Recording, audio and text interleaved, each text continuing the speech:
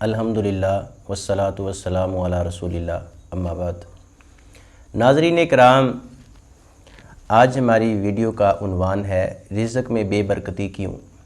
عصر حاضر میں ہر دوسرا شخص یہ بات کہتا ہوا دکھائی دیتا ہے کہ ہم کمائی اور محنت تو بہت کرتے ہیں، بہت زیادہ کوشش کرتے ہیں، مگر برکت نہیں ہے۔ پہلے گھر کا ایک بندہ، ایک فرد کمائی کرتا تھا، کام کرتا تھا، سارے گھر کے افراد کھاتے تھے۔ اب گھر کے تمام افراد صبح سے لے کر شام تک اور شام سے لے کر صبح تک خوب کماتے ہیں، مگر پوری نہیں پڑتی۔ سمجھ نہیں آتی آتے کہاں سے ہیں اور جاتے کہاں سے۔ اس کی ایک مین اور اہم وجہ یہ ہے کہ ہم سب سوچی سمجھی سازش کا شکار ہو کر کسی نہ کسی طریقے سے سود کے ساتھ منسلک ہو گئے ہیں۔ ابن ماجہ میں 2279 نمبر پر اور الترغیب والترہیب میں 963 نمبر پر صحیح سند کے ساتھ روایت ہے۔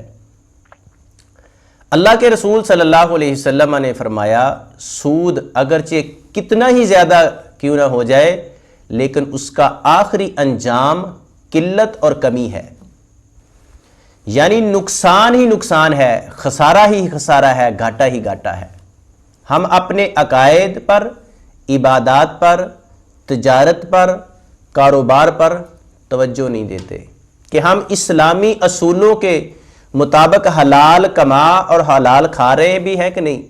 عقائد کی پختگی اور عبادات پر ہمیشگی والے بہت نظر آتے ہیں کہ ہمارا عقیدہ بڑا اچھا ہے، ہم 5 وقت کے نمازی ہیں، جھوٹ نہیں بولتے، ہم یہ کرتے ہیں، ہم حج اور عمرے کرتے ہیں، نیکی کے بڑے فوز و فلاح کے بڑے کام کرتے ہیں، لیکن اس کے ساتھ ساتھ رزق حلال کمانے والے اور رزق حلال کھانے اور اپنے گھر والوں کو کھلانے والے تھوڑے ہیں۔ کوئی تعویذ فروشوں کے پاس بھاگ کر جا رہا ہے، ہمیں کچھ دے دے، رزق کی بندش ہے، بے برکتی ہے، کاروبار نہیں چل رہا، وغیرہ وغیرہ کی باتیں۔ قاری صاحب دعا کر دے، نیک زندہ سے دعا کروانی چاہیے، مسنون عمل ہے، جائز اسباب اختیار کرنے چاہیے، لیکن پہلے کاروبار تجارت کے اسلامی اصولوں کو سیکھنا چاہیے، فالو کرنا چاہیے۔ ہمارے ہاں معاشرے کے اندر پگڑی سسٹم ہے، بیانہ کھا جاتے ہیں، جی پی فنڈ ہے، ڈی ایس پی فنڈ ہے، بیمہ پالیسی ہے، انعامی بانڈز ہیں، بینکوں کے اندر، ڈاکخانوں کے اندر پیسے رکھ کر پھر اس پر ماہانہ اور سالانہ سودی پیسے لینا، 1 لاکھ کی چیز کو قسطوں پر 1.5 اور 2 لاکھ پر دینا واضح سود ہے۔ یہ سود نہیں تو اور کیا ہے؟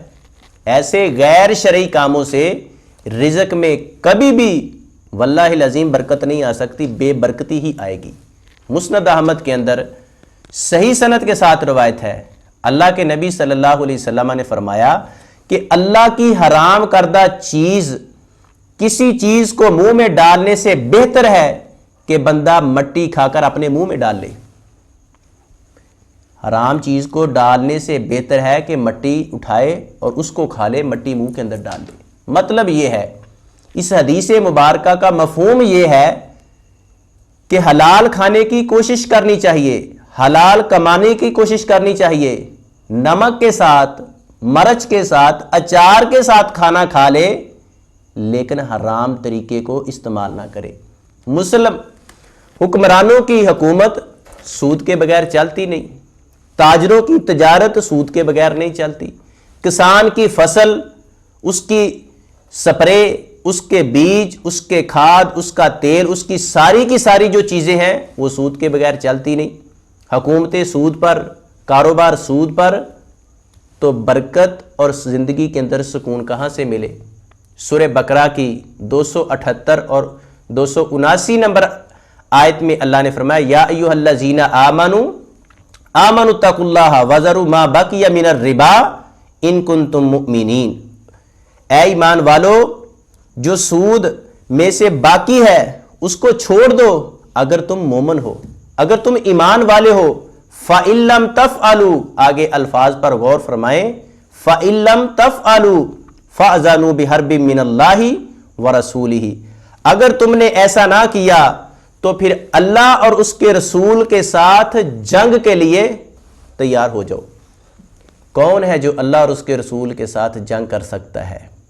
ناظرین کرام بتائیے، اللہ اور اس کے رسول صلی اللہ علیہ وسلم کے ساتھ جنگ کر کے برکت حاصل ہوگی، برکت ملے گی؟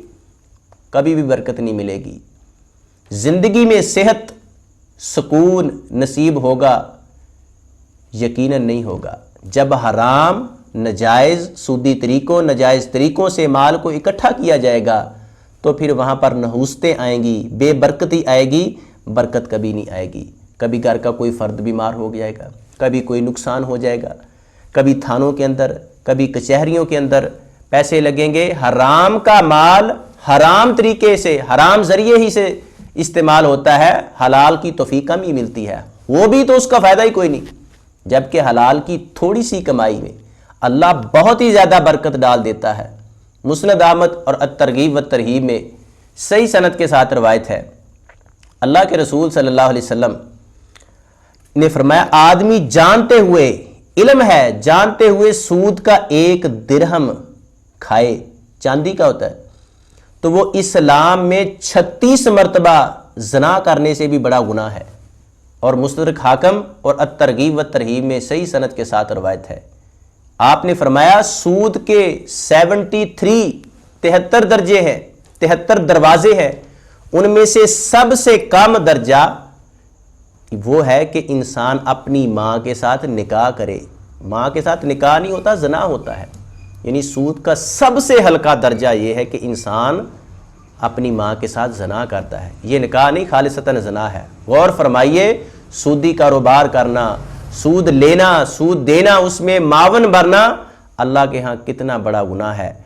آج ہماری صورتحال یہ ہے کہ ہم کہتے ہیں کہ ہم نے کام تو بڑا کیا لیکن ہمارا پورا نہیں ہوتا۔ سودی نظام اتنا عام ہو چکا ہے کہ شاید ہی اب کوئی اس کو گناہ سمجھتا ہو۔ اسی کے ساتھ کاروبار منسلک کر دیے گئے ہیں، اسی کے ساتھ حکومتوں کو منسلک کر دیا گیا ہے، اسی کے ساتھ دنیا کے نظاموں کو، دنیا کے تجارتوں کو، کاروبار کو منسلک کر دیا گیا ہے، جس کی وجہ سے آج امت مسلمہ کفار کے قرضوں کے نیچے، سود کے نیچے دبی تلی ہے۔ ناظرین، ہر مسلمان جو اللہ اور اس کے پیغمبر صلی اللہ علیہ وسلم کی ذات سے سچی محبت کرتا ہے، وہ اللہ اور اس کے رسول علیہ السلام کے ساتھ سچی محبت ہونے کا ثبوت کیسے دے گا کہ وہ ان حرام طریقوں کو، نجائز طریقوں کو، سودی طریقوں کو، کرپشن والے طریقوں کو، جو بھی حرام کا ذریعہ ہے اس کو چھوڑ دے گا۔